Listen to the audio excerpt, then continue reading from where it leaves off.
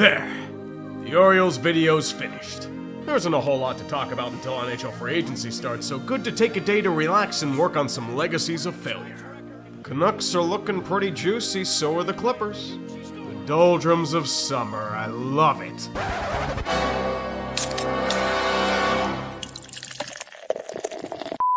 So, Jalen Ramsey's a Steeler. Okay. Totally didn't expect this whatsoever, but I guess it's their answer to a question no one asked. If anyone was paying attention, it wasn't if, but when Jalen would be traded.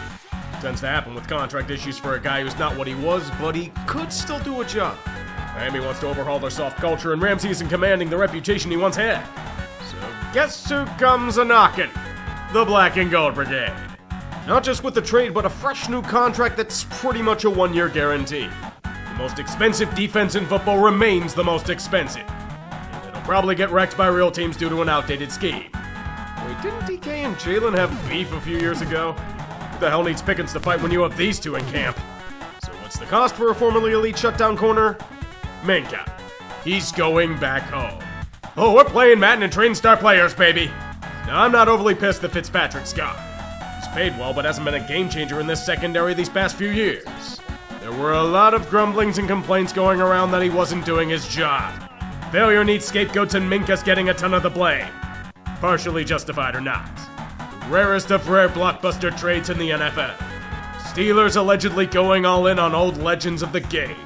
It honestly feels like both franchises are rearranging deck chairs in a futile effort to break out of ruts. Miami has no corners now. Who's the number one now, Storm Duck or Artie Burns? Artie Burns getting premium time? Jesus Christ, they're fucked. The only way this gets more insane is if Jonnu Smith is somehow involved.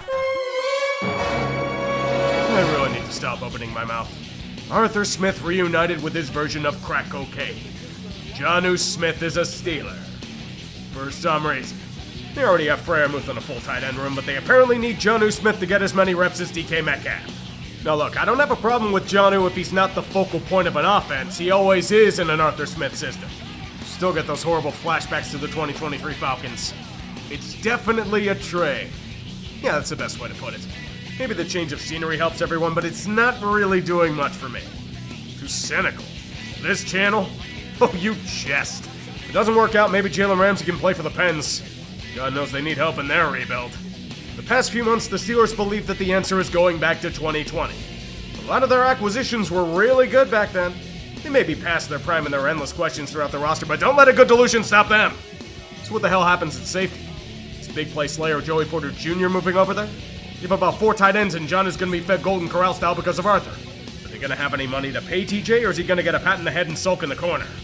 And they still don't have a wide receiver, too. 9-8 Super Bowl will continue for time eternal.